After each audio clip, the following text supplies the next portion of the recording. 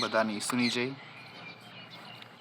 પ્રભુ ઈસુ આંધળા માણસને દેખતો કરે છે. પ્રભુ ઈસુ જ્યારે એમના શિષ્યો સાથે જતા હોય છે અને ત્યાં એક આંધળો માણસ હોય છે અને પ્રભુના શિષ્યો પ્રભુને પ્રશ્ન કરે છે કે પ્રભુ, આ કોના પાપને કારણે આંધળો છે? એના પાપને કારણે એના કે એના મા બાપને પાપને કારણે? ત્યારે પ્રભુ બહુ સુંદર જવાબ આપે છે કે એના મા બાપને પાપને કારણે આંધળો નથી, કે એના પોતાના પાપને કારણે આંધળો નથી. એ ઈશ્વરની મહિમા પ્રગટ કરવા માટે આંધળો છે. અને ફરી જોઈએ છે કે પ્રભુ ઈસુ તેને દેખતો કરે છે. આપણે જાણીએ છીએ કે આપણા જીવનમાં ઘણી બીમારીઓ આવે છે, તો બધી બીમારીઓ આપણા પાપને કારણે કે બીજા કોઈને કારણે કે શૈતાનને કારણે નથી આવતી હોતી. ઘણી બધી બીમારી એવી છે કે જે ઈશ્વરનો મહિમા પ્રગટ કરવા માટે આવે છે. અને પ્રભુ ઈસુ હંમેશા વ્યક્તિઓના અંતરને જુએ છે, કે એના હૃદયને જુએ છે. પ્રભુ ઈસુ કોઈ દિવસ બાહ્ય રૂપ દેખાવ જોતા નથી, કે હોશિયાર છે એ પ્રભુ જોતા નથી. પ્રભુ એના અંતરને જુએ છે. અને પ્રભુ ઈસુ હંમેશા આવા વ્યક્તિઓ પ્રત્યે પોતાની દયા બતાવે છે, પોતાનો પ્રેમ બતાવે છે, કે એના દ્વારા એનો મહિમા થાય. અને એ આંધળા માણસને દેખતો કરે છે અને એ આંધળો માણસ પ્રભુનો આભાર માને છે, પ્રભુની સ્તુતિ આરાધના કરે છે. ઘણીવાર જ્યારે આપણી બીમારીમાંથી સાજાપણું મળતું હોય છે, અથવા તો આપણે જે કંઈ પ્રભુ પાસે માગીએ છીએ તે આપણે મળતું હોય છે, તો આપણે ખરેખર શું ઈશ્વરનો આભાર માનીએ છીએ? એ બહુ મોટો પ્રશ્ન રહ્યો. ઘણીવાર આપણે ઈશ્વરનો આભાર માનવાનું ભૂલી જઈએ છીએ અને આપણે એ આંધળા બની જઈએ છીએ. આપણા પાપને કારણે આંધળા બની જઈએ છીએ અને એ ઈશ્વરના પ્રકાશને જોઈ શકતા નથી. અને આજે પ્રભુ ઈસુ એ કહે છે કે હું જગતનો પ્રકાશ છું. પ્રભુ ઈસુ જગતના પ્રકાશ છે. આપણા જીવનમાં ઘણો બધો અંધકાર રહેલું છે, પાપનું અંધકાર રહેલું છે, તો પ્રભુ ઈસુ એને દૂર કરવા માગે છે, આપણા જીવનમાં પ્રકાશ લાવીને.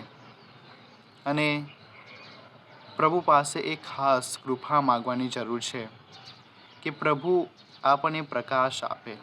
અને સાથે સાથે આપણી ઈચ્છા પણ વ્યક્ત કરવાની છે. ફક્ત પ્રભુ એની ઈચ્છા વ્યક્ત કરે તો પ્રભુ કામ નહીં કરી શકે. પણ જો હું પણ મારી સામે ઈચ્છા વ્યક્ત કરું કે હા પ્રભુ, તમારી ઈચ્છા સ્વીકારવા હું તૈયાર છું, તો બંનેની ઈચ્છા એક થઈને એમણે પ્રભુની ઈચ્છા પૂરી કરી શકીએ. અને આંધળા માણસને પણ દેખતો થવું હતું, એટલા માટે પ્રભુએ તેને સાજાપણું આપ્યું. આપણે જ્યારે બાઇબલમાં જોઈએ છીએ ત્યારે પ્રભુ ઈસુ કોઈ પણ બીમાર વ્યક્તિ હોય છે ત્યારે એને પૂછે છે કે હું તારા માટે શું કરી શકું. અને પહેલાં જે બીમાર વ્યક્તિ હોય છે એ સામે જવાબ આપે છે, પ્રભુ મારી બીમારીને આવી સાજાપણું આપો. અને આજે પ્રભુ તમને ને મને એ જ કહી રહ્યા છે, તમારા માટે હું શું કરી શકું. અને આપણે તો અલગ અલગ વસ્તુઓ માગીએ ના, કે પ્રભુ મને ઘર જોઈએ છે, ગાડી જોઈએ છે, બંગલો જોઈએ છે, મારું મેરેજ થઈ જાય, આ જોઈએ, પેલું જોઈએ. પણ આપણે પ્રભુને નથી માગી લેતા. પ્રભુ પાસે માગણીઓ કરીએ છીએ, પ્રભુ આ પેલું આપ. પણ જે આપે છે, જે આપણી માગણીઓ પૂરી કરીએ છીએ, આપણે એને જ માગી લઈએ. આપણે જોઈએ છે સલોમોન શું માગે છે પ્રભુ પાસે વરદાનમાં? બુદ્ધિ માગે છે એનું રાજ્ય ચલાવવા માટે, બુદ્ધિનું વરદાન માગે છે. અને પ્રભુ તેને આપે છે. અને પ્રભુ કહે છે કે બધા બીજું કશું માગે, ધન દોલત, પણ તે તો બુદ્ધિનું શ્રેષ્ઠ વરદાન માગ્યું છે. પ્રભુ કે હું તને એનું 7 ગણું વધારે આપીશ.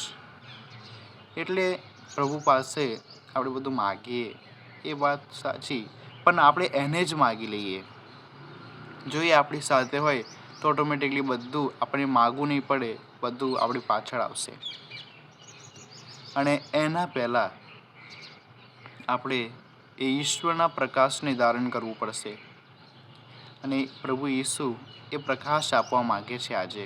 અને આજે એ જ પ્રશ્ન કરી રહ્યા છે તમને ને મને, કે હું તમારા માટે શું કરી શકું. તો આપણે પણ એ આંધળા માણસની જેમ પ્રભુને કહીએ, પ્રભુ મને દેખતો કરો, મારા અંતરની આંખોને ખોલી નાખો. તો ખાસ પ્રભુ પાસે કૃપા અને આશીષ માગીએ કે પ્રભુ આપણા અંદરને એમના પ્રકાશથી ભરી દે. આપણા જે પાપમય જીવન છે પ્રભુ તેને એક પવિત્ર જીવન તરફ દોરી જાય, અને આપણે પણ એ જ ઈચ્છા રાખીએ કે પાપમય જીવન છોડીને, અંધકારમય પ્રવૃત્તિઓ છોડીને પ્રભુની પાછળ એમના પ્રકાશમાં ચાલવા તૈયાર થઈએ. માટે ખાસ પ્રભુ પાસે કૃપાને આશીર્વાદ માગે. આમીન.